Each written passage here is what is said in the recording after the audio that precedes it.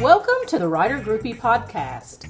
I'm Kim Smith, the writing guru, bringing you discussions, insights, and insider details on planning, producing, promoting, and profiting as a writer. This is a podcast by writers for writers. You can find out more about Writer Groupie at www.writergroupie.net. And here's the next episode of Writer Groupie. Hey everybody, and welcome to episode 59 of Writer Groupie. And I am so excited to be here tonight, you guys. My guest is one of my favorite authors of all times, Dr. Robert Williscroft, and he's here to tell us all about his fantastic books. Hey Robert, welcome. Hi, glad to be here, Kim. So tell us, what has been going on with you since the last time we chatted? I have been hard at work on the sequel to the Star Child Compact. I'm about halfway through, and it's turning out to be a bigger job than I thought it would be. It's involved, it has a lot of characters, it has a vast panoramic sweep, and I keep getting bogged down in research because I got to figure out how would they really do this if this were really happening.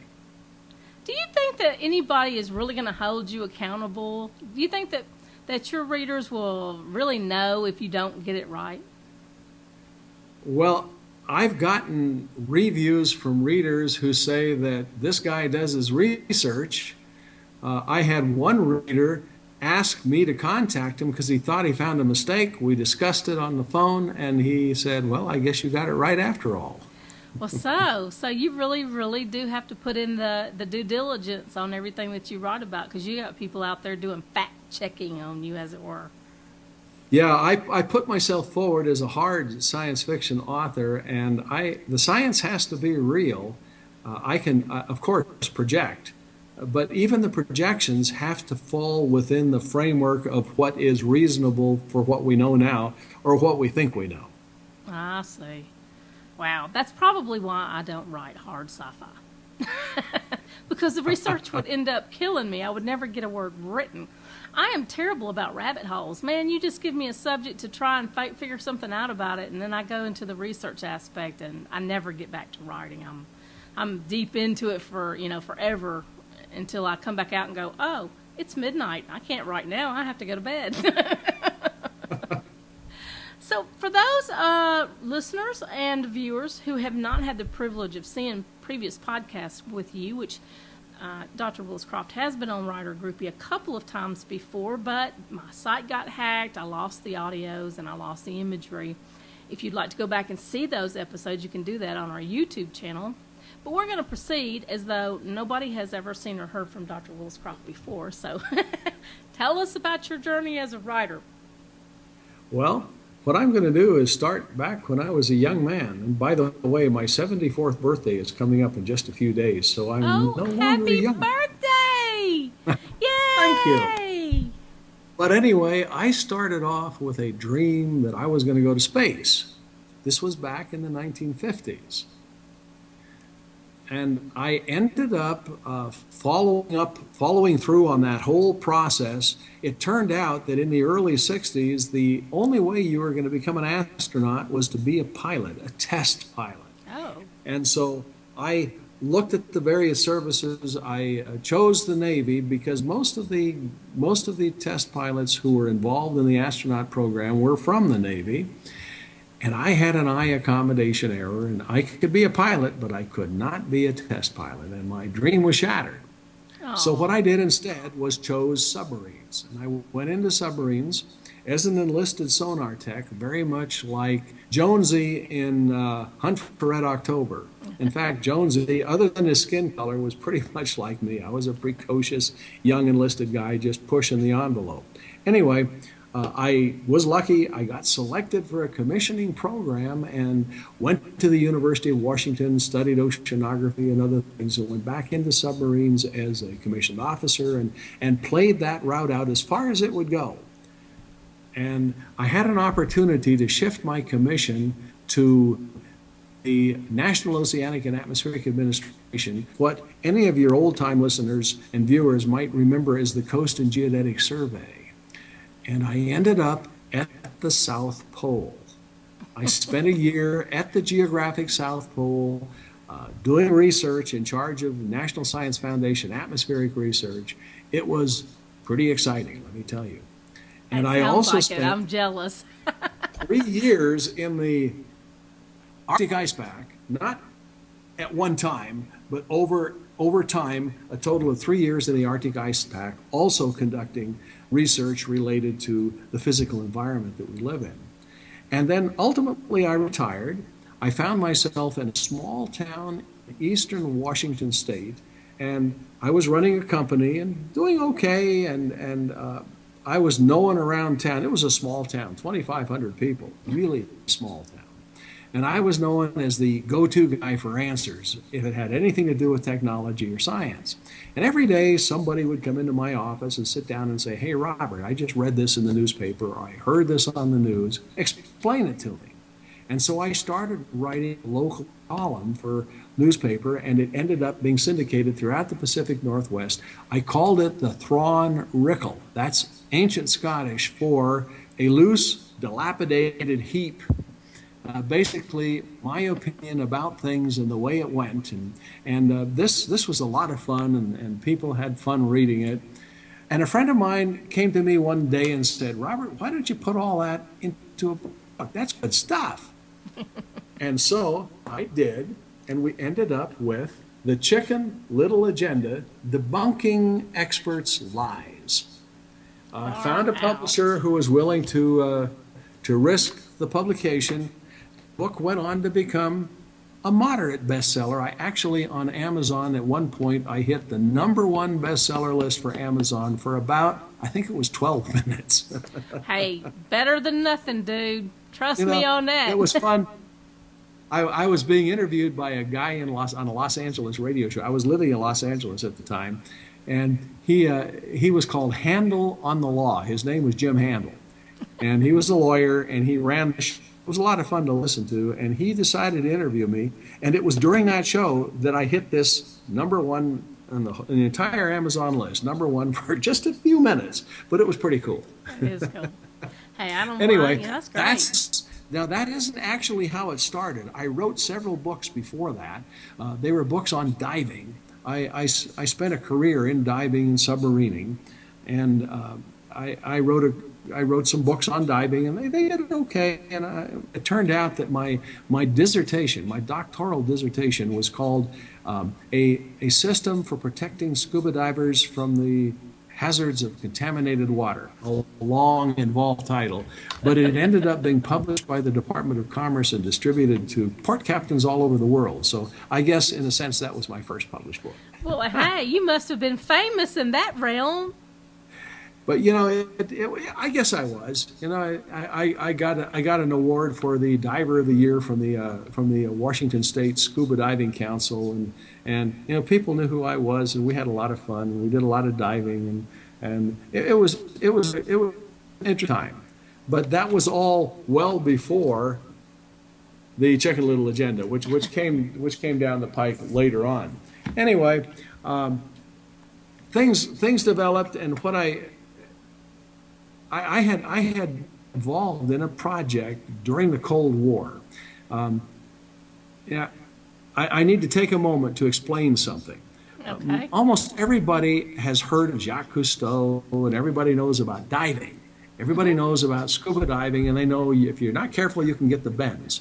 Now, I'm not going to go into a lot of technical detail here, but if you go down deep and stay for long enough, you have to come up to the surface in stages. If you don't, you develop serious physiological problems, and you can even die.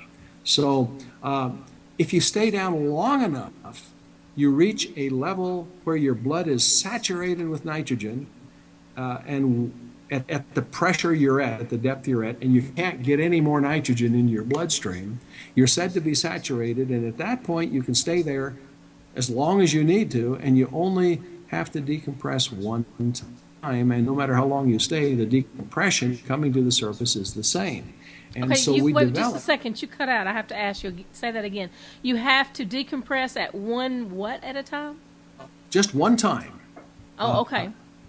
Okay, and no matter how long you stay there, your decompression is the same amount of time once you have reached the saturation level. Oh, okay. So the Navy developed a system of saturation diving that would allow divers to get into a chamber, and the chamber would be compressed to depth, and then the divers would be transferred in a enclosed bell down to the depth that they're going to do their diving at, and then they get back in the bell, come back to the chamber, have a bite to eat, play some cards, have 8 hours of sleep, and then go back down and continue. And this can go on for days or even weeks, and then finally at the end, you come back to the surface with one decompression.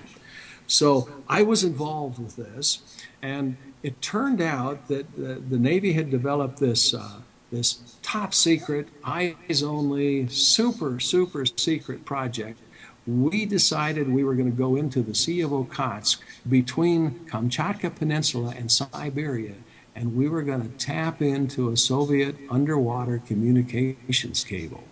And I led one of these teams in something called Operation Ivy Bells, and we went there surreptitiously. We locked out of the submarine on the ocean bottom, and we actually pulled that off.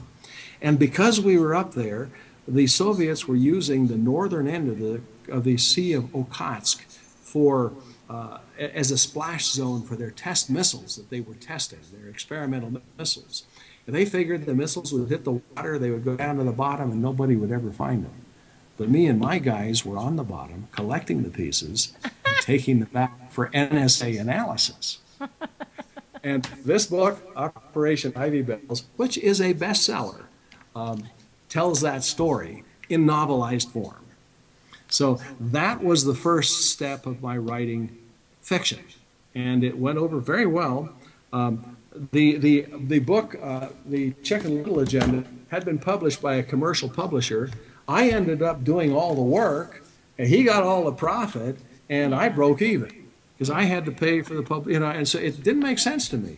So when I published this one, I said, what the heck, I'm going to do it myself. And it's been very profitable, and I've sold, as of this point, I've sold 12,900 books. And rock on. That's awesome. It's doing great. So I'm happy.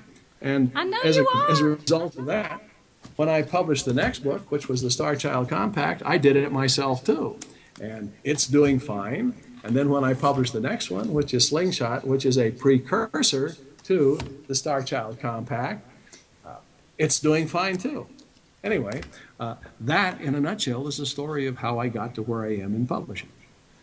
It's a fascinating story, Robert. I'm telling you, I love to hear your stories. They are just absolutely entertaining. You have lived such a full and exciting life. I'm telling you. You're the kind of person that I want to invite over for dinner just so I can sit like this the whole time and listen. So I guess maybe that's what we're doing here. Because I like to listen to you guys, too.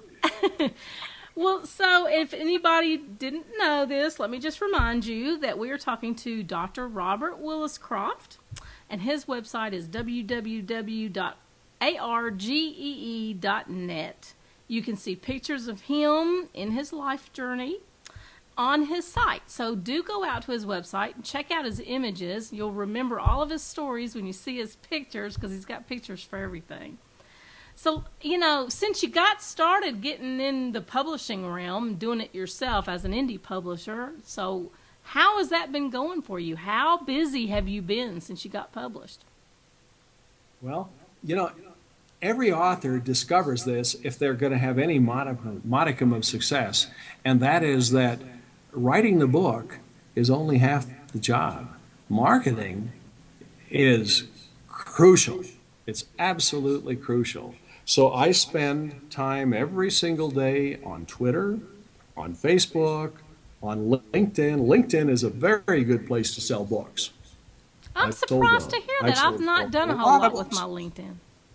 There's a section of LinkedIn called Pulse. If one of your viewers has a LinkedIn account, you go to Pulse, and you can publish articles on Pulse. And what I do is publish reviews. I've got lots and lots and lots of 5-star reviews.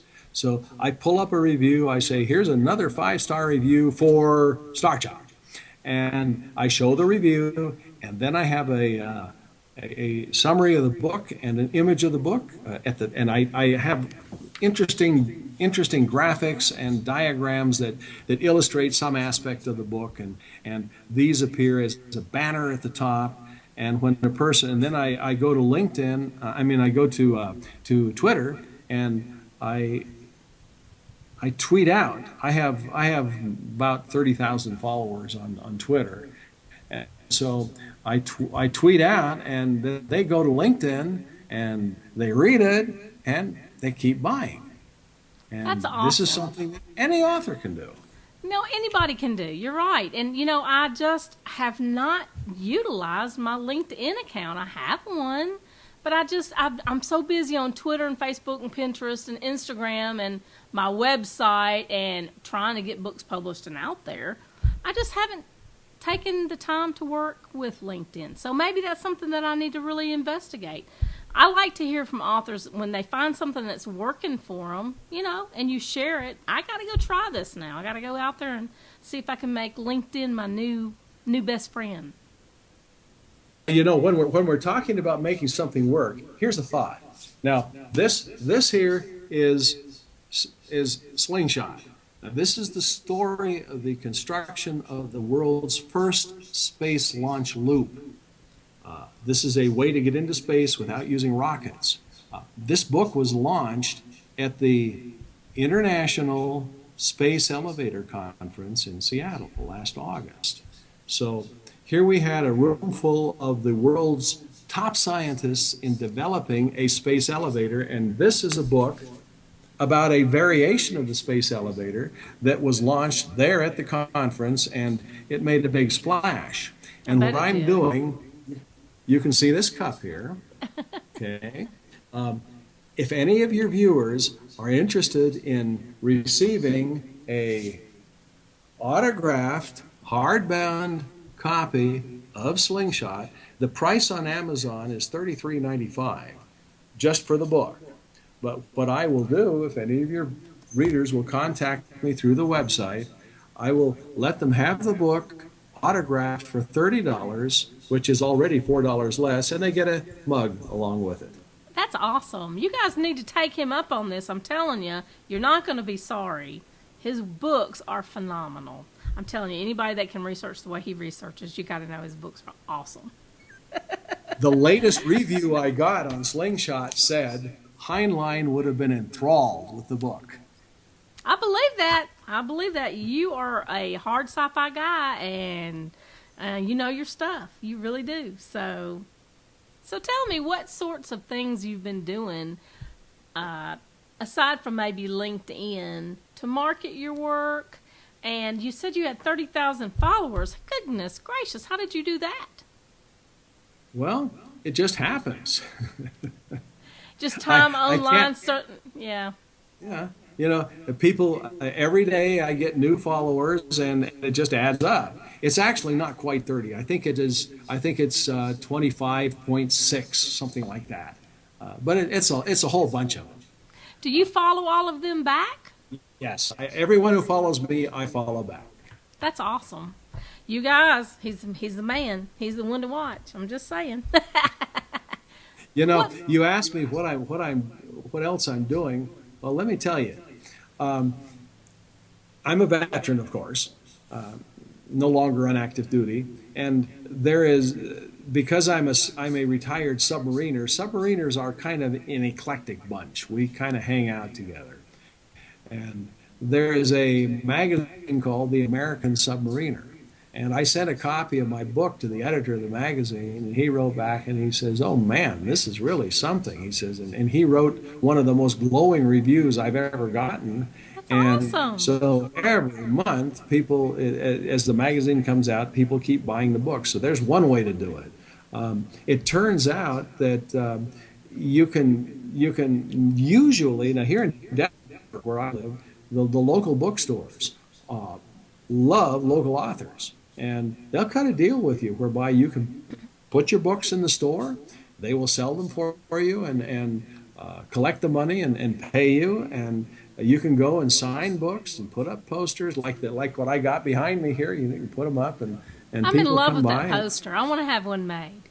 I gotta have a book These cover made things, into a poster. they got a spring on them, and they fold together into little packages about this long, and you pull it up, hang it up on the top, and yet you can drop it down and put it away in 30 seconds. And it costs $70. Did you get it at someplace like Vistaprint? Something like Vistaprint. It's a different company, but it's like Vistaprint. Okay, because I know costs Vistaprint has them. Oh, they do? Yeah. Oh, okay. So, word to the wise, y'all go shopping. I'm going shopping. Yeah, I really enjoy those. I've seen them at cons. You know, the authors have them behind their tables and stuff. And yeah, I've been envying a few people's covers on those big stands for some time. And I am planning on going to Louisville in the fall to Imaginarium, and I want to have one of those when I go. So I really am going shopping. So the success of your books, I mean, Slingshot being the prequel to the Star Child Compact, there's got to be something behind that. Now what are we working on? We're working on the Iapetus Federation. Very briefly, the Star Child Compact presumes that a moon of Saturn called Iapetus. Now let me interrupt myself. Iapetus has this is for real, it has a ridge all around the equator. The ridge is about 20 kilometers wide and 20 kilometers high. It's made of mountains. And we've actually taken a spacecraft and flown along the ridge, and it's individual mountains, but they're in sequence. They're not side by side. And it's really hard to imagine how something like that could happen naturally. In addition, Iapetus has a density that would be just fine if Iapetus were a snowball, but it isn't. It's a rocky moon. And in order for the density to work out, the rocky moon has to be hollow. Well, things don't get hollow naturally. So I'm reading all of this, and I'm enjoying it and speculating on it and thinking, man, this is cool. And then it occurred to me, what if Iapetus were a derelict starship? And so what I did, I created a story where the nations of Earth put an expedition together with 9 men and women, and they go to Iapetus. And the first half of the book is building the spacecraft and the trip to Iapetus.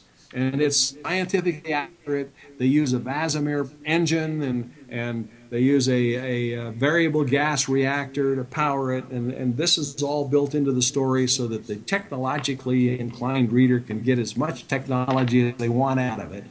And they get to Iapetus. And when they get there, they discover that it is indeed a derelict starship. Wow. And the second half of the book describes what they find and what they do with it, and eventually they meet the descendants of the people who built this starship. And I won't reveal the details of why they should come into the story and who they are, but it becomes a critical part of what happens.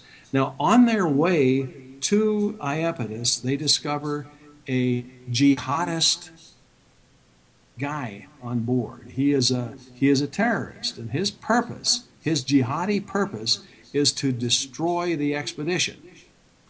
And they discover him, and being decent people that they are, they don't kill him outright. They let him live, and he becomes part of the crew, except he hasn't forgotten his jihadist goal. And he plays this role continuously through the story. And the reader never knows whether to trust him or not. Never knows exactly what's going to happen. And I won't tell you the very end, except he plays a role at the very end. Well, the next book, the Iapetus Federation, picks up where the Star Child Compact leaves off. And in this one, he plays a major role. He comes back and he leads a worldwide global jihad to establish a form of radical Islam, very much like ISIS that we know today, worldwide. You're a man before your And time.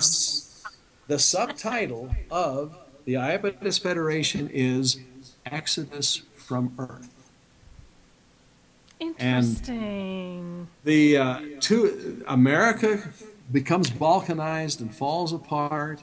The Israelis are under huge pressure and huge duress because they're completely surrounded by this jihadist flow. And so the Israelis move to Mars. I won't say how they get there, but it's all logical within the framework of the story. Wow. And the only remaining part of the United States that has any viable existence is what comes to be called the Lone Star Federation.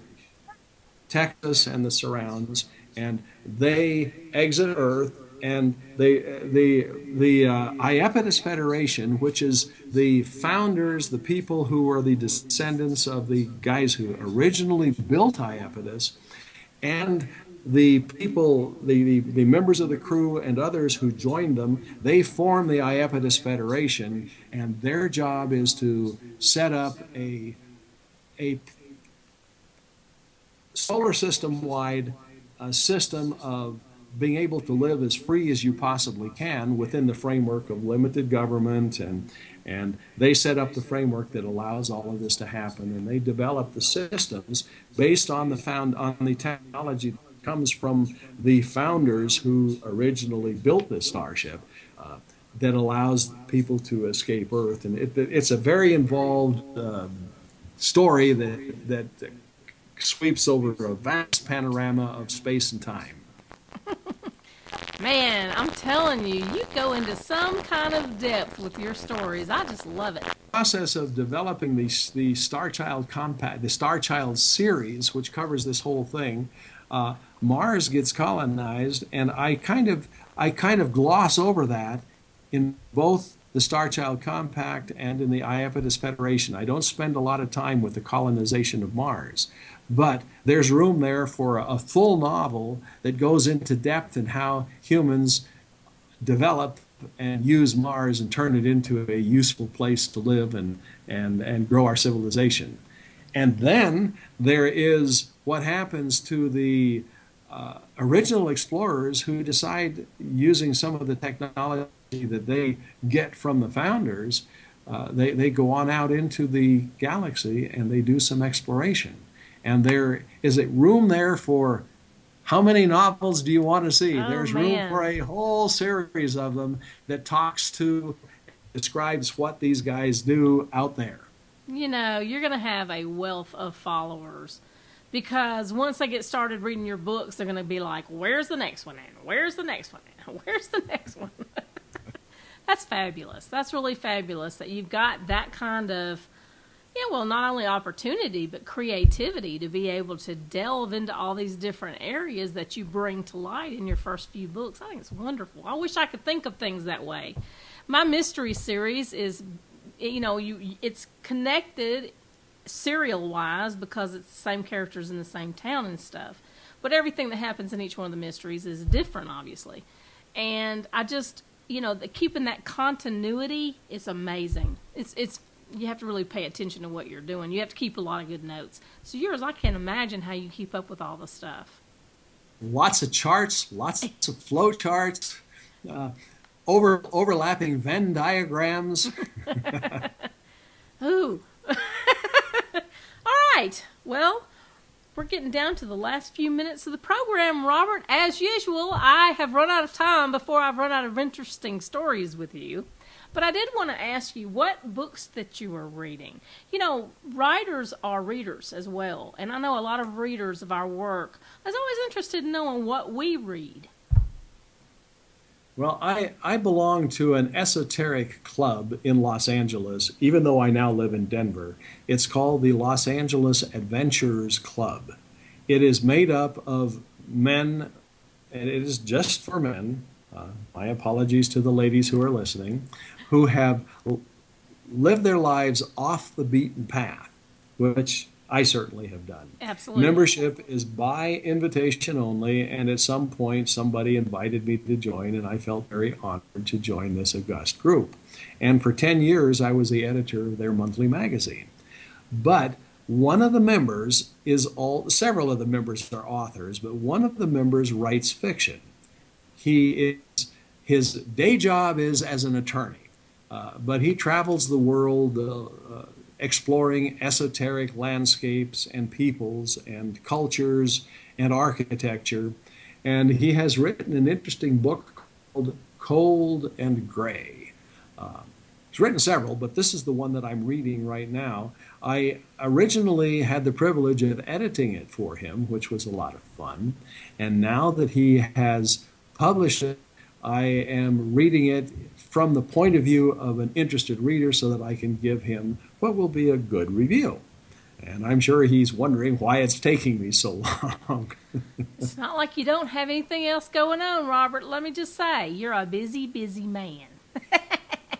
But that's great. I was curious because I wondered if you read the same types of books that you like to write, or whether your opinion, which is mine, I try and stay completely away from the type of book that I'm trying to write. Well, let me answer that. I have a friend who is also a science fiction author, Alistair Mayer, and he's a hard science fiction author, and he has just finished a book. I read the manuscript and went over it with my editing pen. It's a story about the first landing in one of the planets of Alpha Centauri. Oh, okay. And so that's a hard science fiction novel. And I thoroughly enjoy that.